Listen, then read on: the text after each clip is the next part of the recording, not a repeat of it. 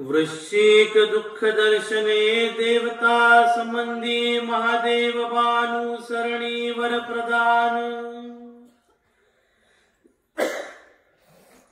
एक वेळ देवता संबंधी महादेव बा आपुला घरी जेवित होते। तया कारणे तयाची ब्राह्मणी मिठाणू गेली। तव तेत ते विंचुवे खादली। अन महादेव बाये म्हणितले हेची जरी सरपू खाता तरी कवणी मायेचा पोटी रिगता। मग माता कायसे महादेव बाणी तयाची ब्राह्मणी ऐसी तिघे। भटोबासा पासी आली भिक्षा केली। भटोबासी म्हणितले तुझी भिक्षा सिद्धी जाईल। मग गुरुकुळ तया ते देवता संबंधी महादेव बायसे म्हणती। तयासी दीडू वेळा श्री प्रभूचा संबंध होता म्हणून हे आकाशाचे पुत्र भटोबासाचे मावस भाऊ। यातेची गोरीचा गोरा म्हणणे अंक। और ये अगली स्मृति में ज्ञान की सावधानता, ज्ञान की जागृतता और ज्ञान के प्रकाश से प्रकाशित हुआ जो अधिकार है उस अधिकार के बारे में बताया जाता है। हमारे आचार्य जी की वासी है, इसका नाम अकाईसा है और इसके पुत्र है महादेव बा। ये बचपन में श्री प्रभु के पास गए थे, दोनों अकाईसा का और गंगाईसा का। गंगाईसा का पुत्र यानी भट्टोबासी का पुत्र और अकाईसा का ऋतुपुर में गए थे तो श्री गुड्डमराव स्वामी बड़े लार और दुलार के साथ कहते हैं, अरे गोरीचा गोरा और कालीसा काला। गंगाईसा काली थी और उसका पुत्र काला था और ये अकाईसा गोरी थी, इसका पुत्र भी गोरा था। ये नाम बड़े कौतुक से बड़े हर्ष के साथ हंसते हुए श्री गुड्डमराव स्वामी ने उनका नाम रखा था, वही है ये। और ये आगे चलकर देखो शुरू से बचपन से तो बिल्कुल छोटे से है, तब से संपर्क में आए हैं और नाम मिलकर रखा गया गोरा, साफ सुथरा गोरा। और वो काला गोरा ऐसे जो नाम है प्यारा दुलारा उसके नाम से। और ये धीरे धीरे बड़े हुए। अचानक एक बार स्वामी के गुड्डमराव स्वामी के दर्शन के लिए जाते हैं और काम होता है, त्रिपुरारी भट्ट का होता है शायद।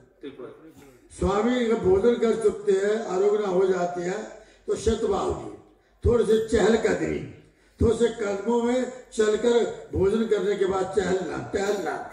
तो टहलने के हाथ पकड़ने का काम त्रिपुरारी भट्ट का था। वो अचानक किसी कामवश त्रिपुरारी भट्ट नहीं रहा तो महादेव बा ये थे, इन्होंने भारत का हाथ थाम लिया चलाने के लिए। तो ये एक चक्कर हुआ, आधा चक्कर दूसरा हुआ। स्वामी ने मुड़कर देखा, अरे तू कहां से आ गया? वो कहा गया मर गया क्या त्रिपुरारी भट्ट? तो डेढ़ चक्कर, डेढ़ वेढ़ा इसको महाराज का शब्द हुआ और सेवा का मौका मिला है, इसलिए देवता संबंधी महादेव भाषा कहा जाता है। दान, देवता यानी दान, देवता यानी दातृत्व, देवताओं के रूप में जैसा दिया गया है ऐसा संबंध देकर और उसके साथ उसके सहारे से चलते हैं तो महाराज का सहारा चाहिए। लेकिन महाराज भी प्यार से जीवात्मा का उद्धार के लिए उसको भी सहारा बन देते हैं। हमें तुम्हारा सहारा चाहिए। अरे बाबा ईश्वर ही सबका सहारा है, लेकिन ऐसा भी परमेश्वर करते हैं जीवात्माओं के लिए। तो ये देवता स्मृति महादेव है, ये घर में बैठे हैं। आकाईसा माँ है, पत्नी का नाम नहीं याद, तो वो भोजन करने के लिए बैठे हैं। भोजन करने के बाद थोड़ा सा नमक कम है, सब्जी में नमक कम है, तो पत्नी को कहा नमक ले आ। वो अंदर गई, नमक लाने के पहले ही उसको उसके ऊपर बिच्छू ने डस लिया, बिच्छू ने डस लिया। अब वेदना है वो आई, और पत्नी को बिच्छू ने डसा है, डॉक्टर का उपचार करे, क्या करे, रोए, कराए, दौड़ धप करे, नहीं। उन्होंने ज्ञान जागृत हुआ और सोचा यदि आज ये बिच्छू मेरे कहने के से ये अंदर गई है और मेरे कहने से बिच्छू डसा है, यदि यहाँ सांप डस जाता और ये बढ़ जाती तो मेरा डर को भी जगह न मिलती, ऐसा मेरा हो जाता हाल। बहुत है, चलो कुछ नहीं रखा इसमें, अब चलना छोड़ना चाहिए। वैसे ही माँ और ये देवता स्मृति महादेव लड़का और बहू दोनों के तीनों बट्टोबाजी के पास आकर संन्यास त्याग, ईश्वर की शरणागति, सर्वसंग परित्याग करते हुए स्वीकार करते हैं। और आचार्य जी इनकी इस संन्यास विधि पर प्रसन्न होकर कहते हैं, अरे वाह वाह, तुम्हारी तो अनुसरण तोड़ निभेगा, कोई बीच में रुकावट आएगी नहीं। आप तो स्वामी के केवल धाम पर पहुंचने के लिए आपका अनुसरण सिद्धि जाएगा, ऐसा आचार्य जी के मुख से वर्णित, क्योंकि तुम्हें वर मिला हुआ है और उसी वर को आगे बढ़ाने के लिए तुमने अपने ज्ञान और विवेक से पूरा का पूरा वो समय आकलन किया और आए हो।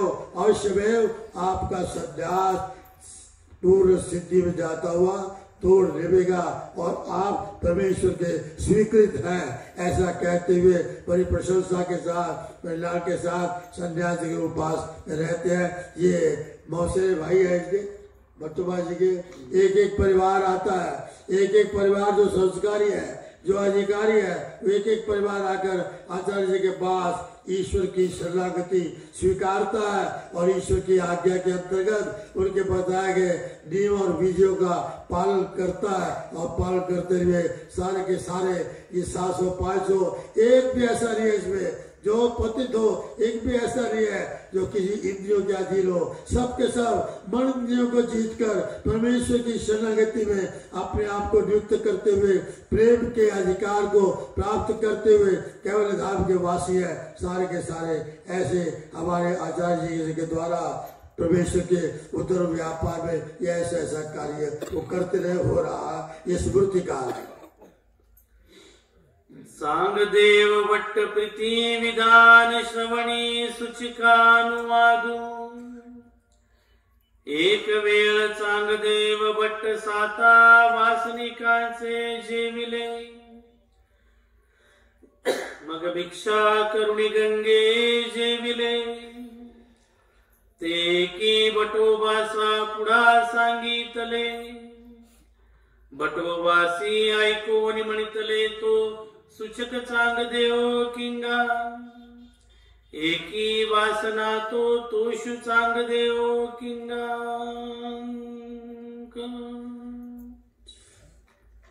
अगली स्मृति में कुशलता, चतुरता और विधि को पालन करना, अनिष्ट को चुकाना और विधि को पकड़ना, बराबर शास्त्र की वैचारिक नैपुण्यता और दृढ़ता, इसकी सूचक ये स्मृति है। आगे यही चांगदेव भट्ट भिक्षा और आचरण क्रम से एक जगह पर पहुंचे जहां पर श्रद्धावान, ईश्वर प्रति अत्यंत आवड़ी और श्रद्धा, ऐसे पवित्र साधन वासनिक साथ सप्र अमर एक ज्ञानी आचार निष्ठ चर्यावंत हमारे पास आया है। हमने अपने आप से उस परम प्रीति का विधान करना है। परस्पर मिलने के बाद परम प्रीति का विधान है और विधान करते हुए सबने खान पान ये विधान किया है। 7 वार्षिकों ने, 7 वार्षिकों यहाँ पर उन्होंने सबकी प्रीति स्वीकार किया है, सबके भोजन किया है और आखिर में अपना विधि नहीं टाला, उसको भी किया। और भिक्षा करते हुए 2 घरों में आहार पर्याप्त, जो उनका आहार निश्चित है, भोजन लेकर नदी के किनारे जाकर भोजन किया। दूसरा साथ वाला कहता है, बड़ा ज्ञानी है जो भी क्या चर्या करता है, 7 जगह का बैठा और भिक्षा मांगे गाड़ी जा रहा है। टोन किया, टोन आचार्य जी के पास जाकर देखा कैसा वो 7 जगह उसने रोटी खाई है, एक ही भिक्षा न करावी। ये ज्ञान की बार की नहीं जानता, ये नहीं ज्ञान के असूल नहीं जानता। 10 जैसा पिया हूं, नहीं जानता प्रीति का विधान, नहीं पता ज्ञान उसे का ऐसे है। अरे क्या कहता है तू, यदि सचमुच विधि की सूचकता, विधि की परम प्रीतिता और स्वामी की प्रीति के विधान के और साधन का महत्व, साधनों की आवड़ी, इसका प्रयोजन, इसका काम चांग दे गया तो शु चांग दे, सूच को चांग दे। माँ आचार्य जी उसकी प्रशंसा की मुंह भर के, ऐसी पूरे तहे दिल से आचार्य जी ने उसकी प्रशंसा की है, स्तुति की है। तू क्या कहता है, तू समझता है कि मैं विधि कर रहा हूं? अरे असली विधि का पालन उसने किया है। 7 जनों का एक स्वामी के विधान को करते हुए उसे अधिक योग्यता प्राप्त की है, और साधन की चरितार्थता के लिए उसे इस प्रकार 7 वासनिकों का भोजन स्वीकार किया है। ये महत्व की बात है, कुशलता आनी चाहिए। केवल रत्नम कुशला लभन्ते, कुशला लभन्ते, कुशल को प्राप्त होते हैं। कौन सा कुशल है? भट्टोबास जी को हमारे स्वामी क्या कहते हैं बार बार, वाडरे सदा बुद्धिवंत। अब बाकी के मूर्ख है सारे, नहीं सदा बुद्धिवंत है ये, सदा।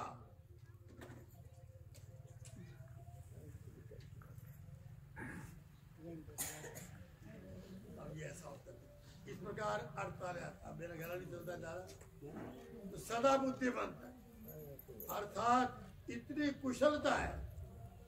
देवल पाहो जाते कोणी बट्टवास है, स्वामी जो उपयोग जाते वस्तु जाते को बटवा, बाजार के लिए कोड़ा तो मिल जाता था बट्टवाज। सब बात कुशल है, हर बात की नैपुण्यता, हर बात की सजगता, हर विधि की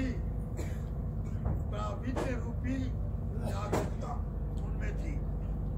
इसीलिए ऐसी कुशलता ही आचार्य में, इस प्रकार की विधि की कुशलता, विधि को पकड़ना और विधि की सूक्ष्मता को जानना, और जानने के बाद इस प्रकार आचरण करना, ये ठीक किया चांगदेव भट्ट ने किया।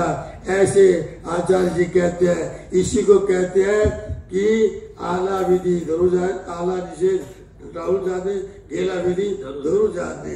इस प्रकार की कुशलता, कुशाग्रता आप चांगदेव भट्ट में थी, ऐसे इस मुद्दे। तो इसका मतलब है आज हम शास्त्रों के माध्यम से जो शास्त्र जानते हैं, जो पढ़ते हैं, उसका प्लस माइनस इक्वल टू ये करते आना चाहिए। जब तक हमको ये नहीं आता कि बराबर बहुत हो, तो तब तक नहीं होता। बहुतों में क्या प्राप्त करना, अकेले में क्या प्राप्त होता है, तो बाहर वाला किसको कहा जाता है, ये सारा तालमेल करता आना चाहिए। तो यह शास्त्र है, ये तलवार की धार है, और ये शास्त्र बड़ा सूक्ष्म है और बड़ा गहन है, और इस गहनता के लिए अपनी कुशलता, चतुरता होनी चाहिए। कौन सी कुशलता? बुद्धि चातुर्य लौकिक नहीं है, यहाँ पर धर्म की चातुर्यता है। धर्म किसे कहते हैं, और धर्म कौन सा बलवत्तर है, धर्म आचरण करते हुए हम किस तरह अपनी मंजिल को प्राप्त कर सकते हैं, ये जानना चाहिए।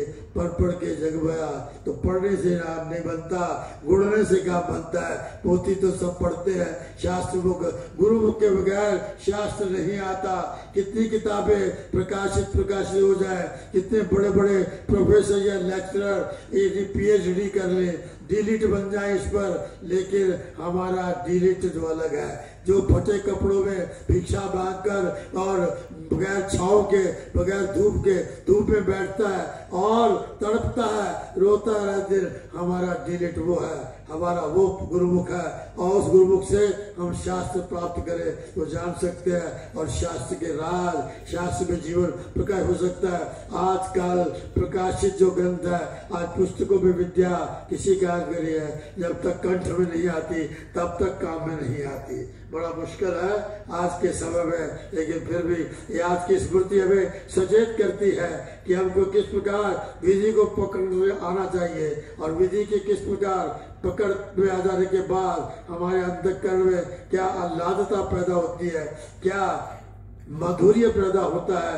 ये माधुर्य पैदा करने के लिए गुरु के बगैर, गुरु के बगैर, जिज्ञासा के बगैर, नम्रता के बगैर, जाकर सेवा दास्य के बगैर ये ज्ञान प्राप्त नहीं होता। ये ज्ञान इस चीजों से प्राप्त होता है। ज्ञान केवल सुनने से प्राप्त नहीं होता, सुनने से काम नहीं चलता।